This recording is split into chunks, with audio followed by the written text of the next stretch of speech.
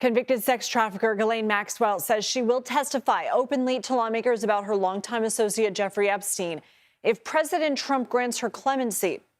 Maxwell is currently serving a 20-year sentence. She testified virtually today to the House Oversight Committee, pleading the Fifth, refusing to answer questions, something committee chairman James Comer called, quote, very disappointing.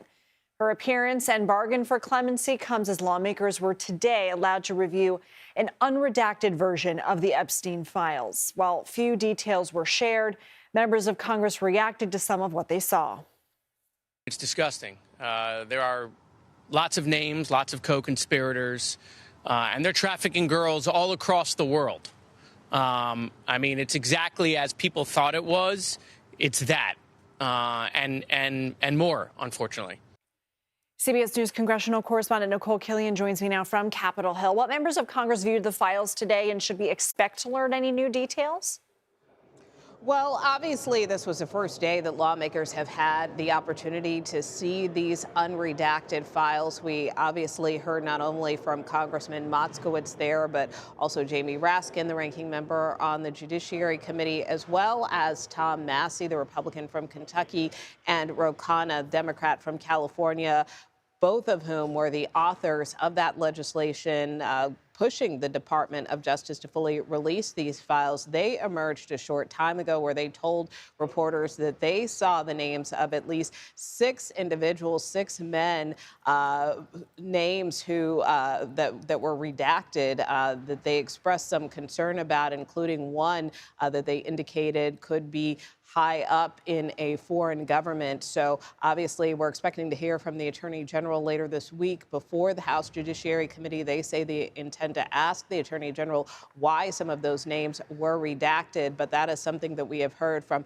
several lawmakers who have had an opportunity to view these unredacted documents, why it appears that some names were redacted in the case of the release of these files. So obviously more to come, but certainly many revelations coming on this first day after lawmakers having that opportunity to view them. And how are members of Congress reacting to Ghislaine Maxwell's appearance today and her request for clemency in exchange for testimony?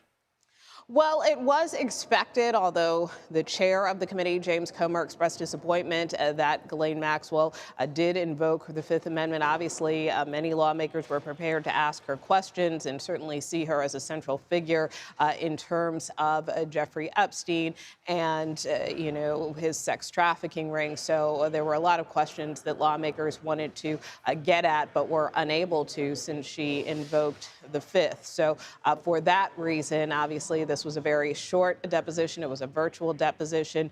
And some lawmakers, too, expressing concern about this request for clemency. Both Chair Comer said he did not believe that Ghislaine Maxwell should have any type of immunity, especially after, you know, hearing from some survivors who requested that. And also, you know, many Democrats as well felt that this was really just an opportunity for Maxwell and her attorney to try to plead their case for clemency when, you know, they feel this should have been an opportunity to get at the facts of the case. Nikole Killion, thank you.